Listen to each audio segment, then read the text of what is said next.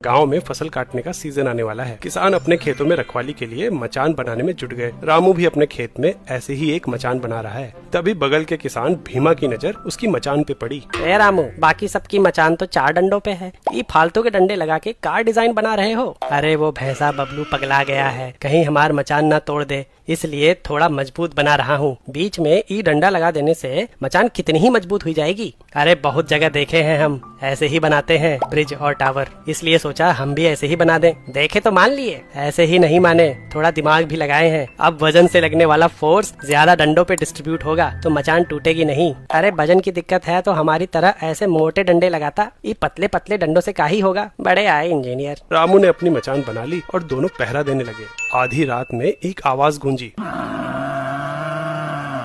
लगता है पगला बबलू आ गया। फिर वही हुआ जिसका डर था। बबलू भैंसे ने एक टक्कर मारी और भीमा की पूरी मचान गिर गई। भीमा किसी तरह वहाँ से भागा और रामू की मचान पे चढ़ गया। बबलू भी पीछे आया, पर रामू की मचान ने बबलू की टक्कर झेल ली और दोनों बच गए। बोले थे ना ये मचान टूटेगी नहीं, पर वो देख रामू, हमार मचान का डंडा तो टूटा ही नहीं, फिर मचान गिरी कैसे? मचान के स्ट्रक्चर की वजह से।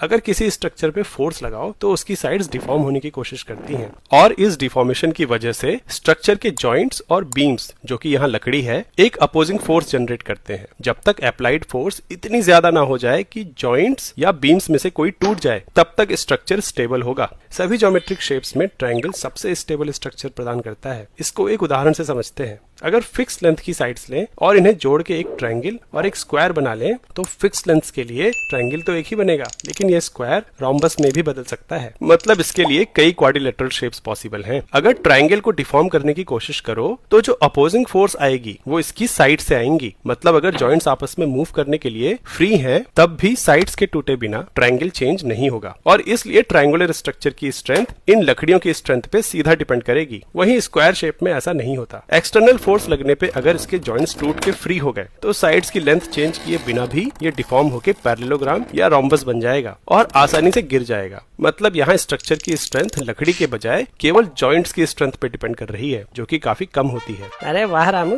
तुम इतना ज्यादा कब पढ़ लिए? पढ़े तो नहीं है ज्यादा।